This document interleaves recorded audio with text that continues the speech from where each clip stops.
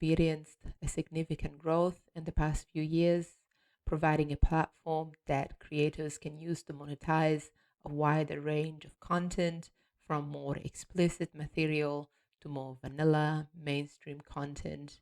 But this growth didn't happen without controversy. Significant allegations have been moved that suggest that it may be used for illicit activities, including the distribution of pornography and the facilitation of money laundering schemes. Hi, my name is Julia. I'm a certified anti money laundering specialist, and today we're talking about the dark side of finance.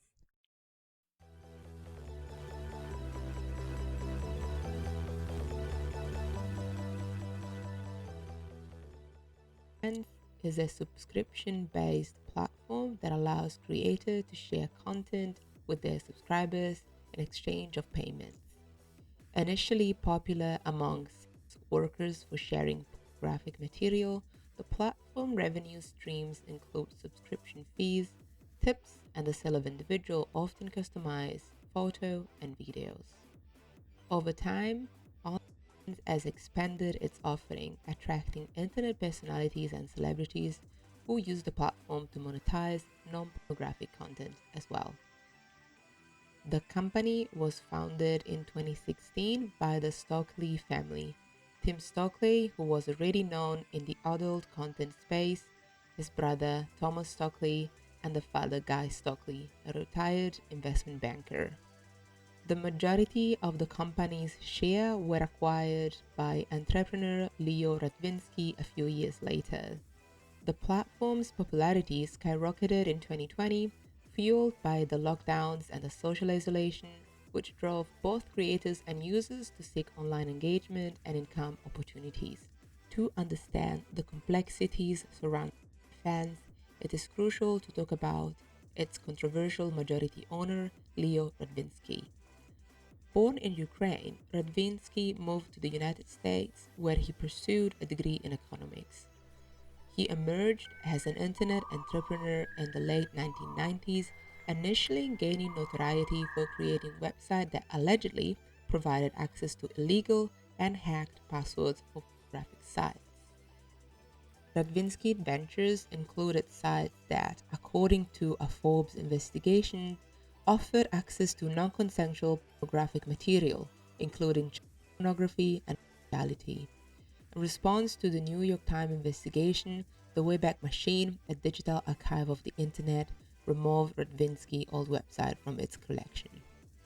Radvinsky websites did not actually sell any password. Instead, these sites were designed to generate traffic by attracting audiences interested in graphic material. Real websites were advertised, and they paid Radvinsky for the clicks and traffic he directed their way. In the early 2000s, Radvinsky capitalized on another trend, the emerging interest in celebrity sex tapes. He purchased domain names associated with many popular celebrities, suggesting that leaked sex tapes were available for sale. But Radvinsky never actually possessed or sold any such tapes. The sites were a ploy to attract visitors and generate advertising revenue. The Deep Dive, a Canadian financial news website, reports that Radvinsky is under investigation by the FBI due to several suspicious activity reports filed by US banks. Suspicious activity reports are used by banks and financial institutions to alert their country's financial intelligence units about potentially suspicious activities that may require further investigation by the police. The Deep Dive highlights two main areas of concern and the suspicious activity reports on Radvinsky. First, Radvinsky has allegedly transferred millions of dollars between his accounts without providing satisfactory explanations, raising red flags among financial institutions. Second, one of his other companies, MFCXY, is suspected of operating in regions where underage children may be coerced into providing those services. Suspicious activity reports are confidential, and it is unclear how this information became available to Deep Dive. Therefore, I will take these allegations with caution.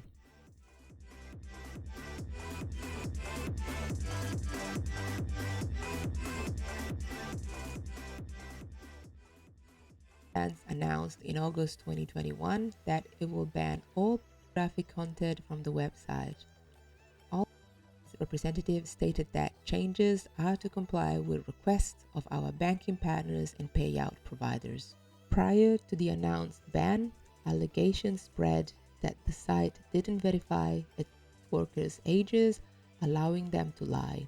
In late May 2021, a BBC investigation revealed that a 14-year-old had been able to register an account as a performer online using her grandmother's passport. Also, interest groups and other experts had casted doubts on operation.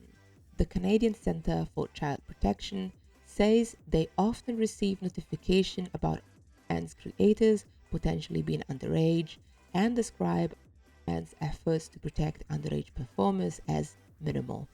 Again, in 2021, University of New South Wales Associate Professor Michael Salter said that we're deep concerned that OnlyFans were rife with people funding the exploitation of minors and question whether the company was doing enough to verify ages and check where money was going. The announcement of the ban on content by OnlyFans triggered significant backlash from its community of content creators, many of whom rely on the platform as their primary source of income through work. The ban was short-lived. Within just 6 days of the initial announcement, OnlyFans reversed its decision, although the company did not provide a detailed explanation for the sudden change. It is widely speculated that the overwhelming dissatisfaction from both content creators and users played a significant role in the reversal. I'm fairly sure if they took porn off the internet, there'd only be one website left, and it'd be called Bring Back the Porn.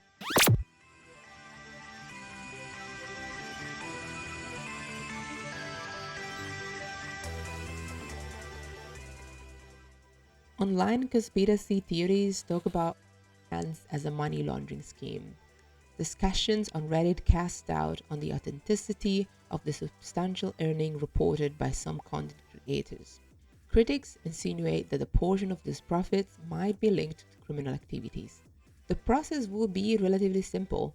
Criminals organization will recruit or force a person to be an online creator, then will buy gift cards, subscriptions, tips, and special contents from their associate content creator with dirty money, and funnel back the clean money to themselves.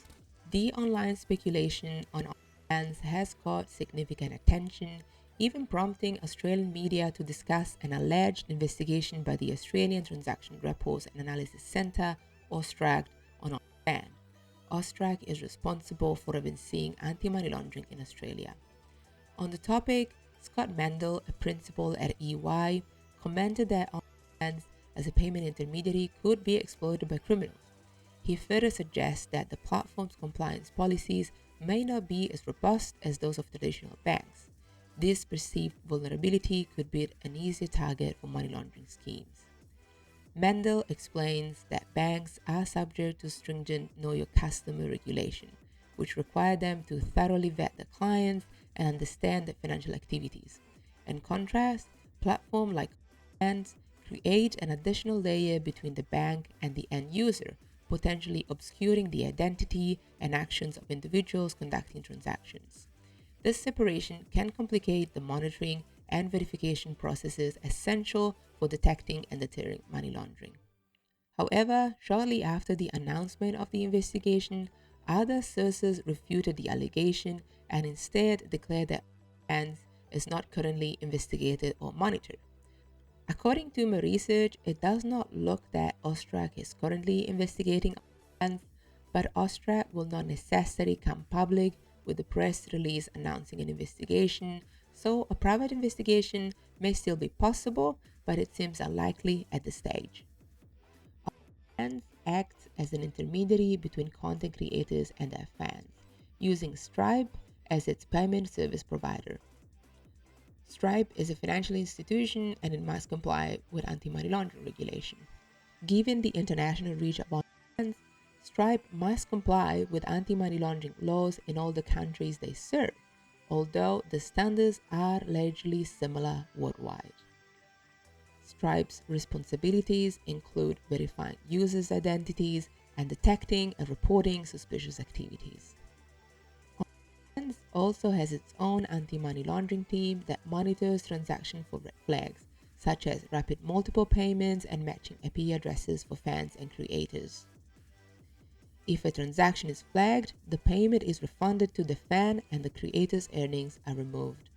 Because getting someone's ID might not be sufficient to reliably link individuals to their ID, OnlyFans employs biometric verification technology through a service provider called Ondato. For a biometric verification, a person is asked to take a picture of their ID and then to take a video of their face.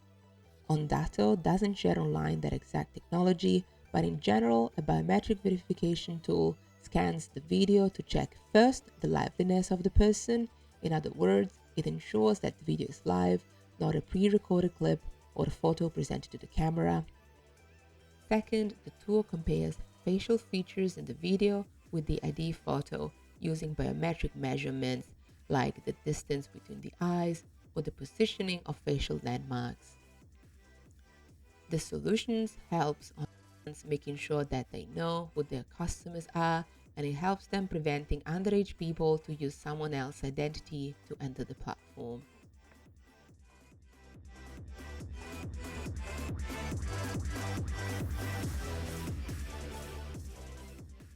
So it's OnlyFans used for money laundering? It is possible. Criminals always look for new avenues to conduct crimes, and OnlyFans gave them a new channel. OnlyFans, like many other businesses, is vulnerable for criminal exploitation.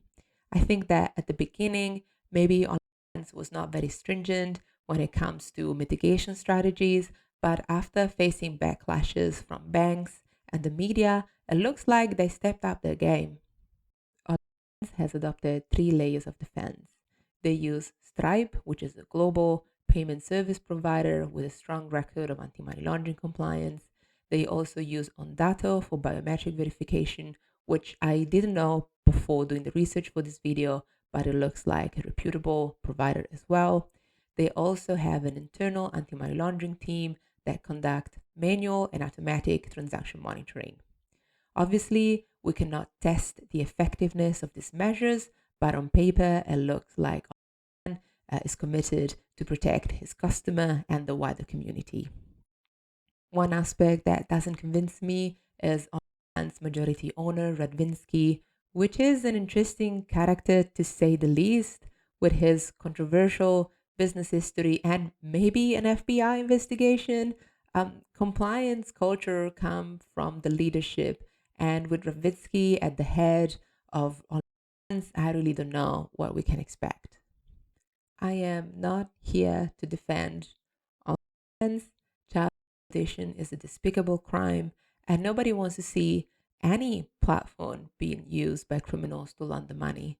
But if the goal is zero crime, the only solution is to shut down OnlyFans and all the similar platforms. No system is bulletproof, and criminals will always find a way. But an internet without porn, in my opinion, is not possible, and also is not even a good solution. When we ban platforms that allow sex workers to legally provide their services, we push the demand underground, which means that two things happen. First, sex workers are excluded from the legal financial system, which is something that low-key is already happening. Many OnlyFans creators have been complaining they've been finding it hard to open bank account, and even senior managers of OnlyFans have had their bank account frozen. And second, we push the transactions under the table, which does not eliminate this transaction, it only makes it harder to monitor. If you made it till here, thank you so much.